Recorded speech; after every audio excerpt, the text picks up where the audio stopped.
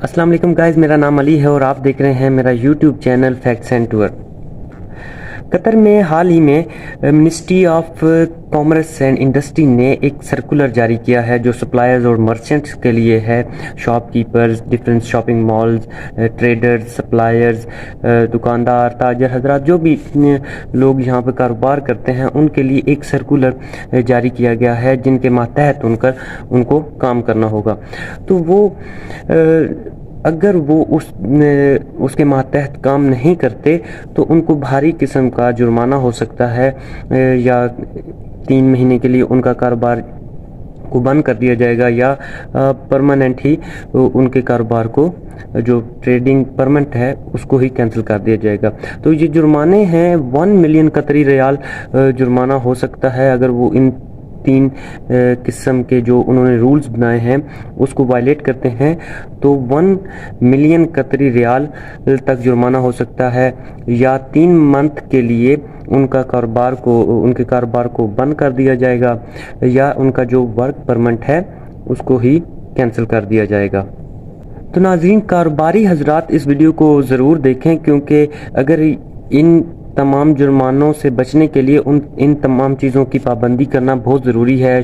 जी, तो ये जो सर्कुलर है जो ministry of commerce and industry ने जारी किया है, circular to suppliers and merchants, जो कंज्यूमर प्रोटेक्शन जो कानून नंबर 8 है उसमें the right to respect religious values, custom and tradition, उसके वे में ही इन्होंने इसको ऐड किया है।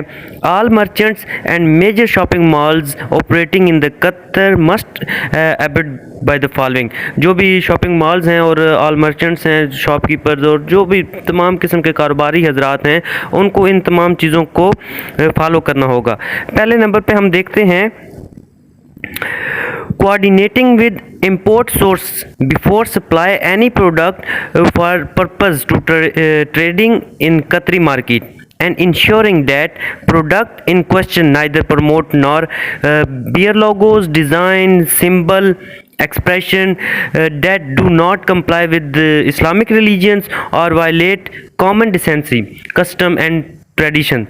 पहले नंबर पे हमको जिस चीज़ का ख्याल रखना होगा वो ये है कि कतरी मार्केट में चीज़ को इंपोर्ट करने से पहले, जो चीज़ आपने सेल करनी है उसको इंपोर्ट करने से पहले उसके सोर्स से हमें कोऑर्डिनेट करके इस चीज़ को इंश्योर करना होगा कि जो प्रोडक्ट है उस पर किसी किस्म का ऐसा लोगो, डिज़ाइन, सिंबल, हत्ता के एक्सप्रेशन भी ऐसा मौजूद ना हो जो इस्लामिक रिलीजियस और जो उनका कॉमन डिसेंसी, आम इखलाकियात को भी वायलेट करे। कोई भी ऐसा सिंबल जो इस्लामिक रिलीजन की वायलेशन का बायस बने या आम इखलाकियात की वायलेशन का बायस बने या जो उस मुल्क की ट्रेडिशन है उसकी ट्रेडिशन का वायलेट बने। और दूसरे नंबर पे हम देखते हैं कि उन्होंने क्या चीज़ ऐड की है, committing to refraining from displaying any good on shop front that would violate common decency as well as the nation's tradition and customs, refraining from using ifs and packaging material or marketing and promoting products bearing slogans, symbols, phrases having immoral that violate the religious and the cultural values of community।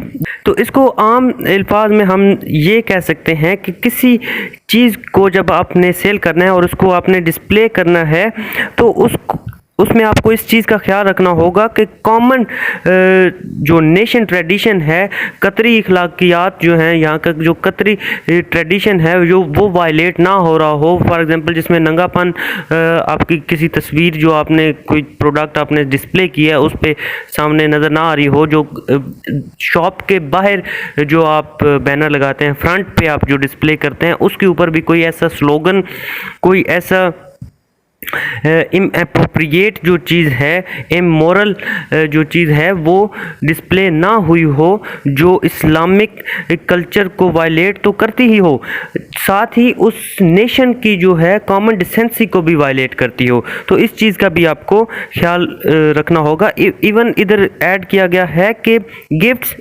And packaging material में भी, promoting material में भी और packaging material में भी हम ऐसी कोई चीज़ यूज़ ना करें जिस के ऊपर कोई इस तरह का सिंबल, कोई इस तरह का इखलाक से हटकर चीज़ प्रिंट हो और वो चीज़ पैकेजिंग और प्रमोटिंग के लिए इस्तेमाल हो रही हो।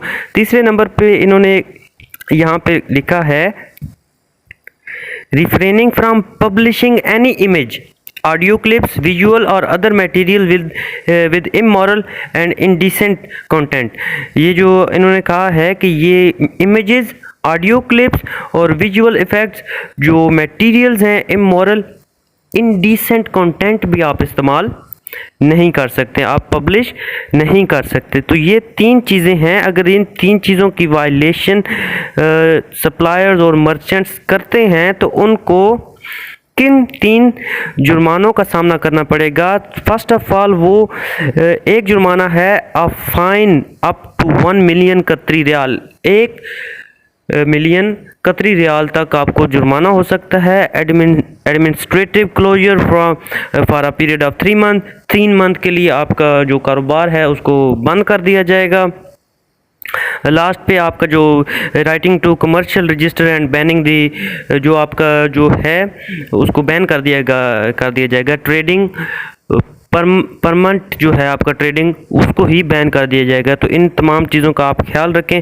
तो मिलते हैं नेक्स्ट वीडियो में। मेरे चैनल को सब्सक्राइब कर दें ताकि आपको मज़ीद कतर में आने वाले न्यू जो कानून है, न्यू न्यूज़ हैं आपको मिलती रहें।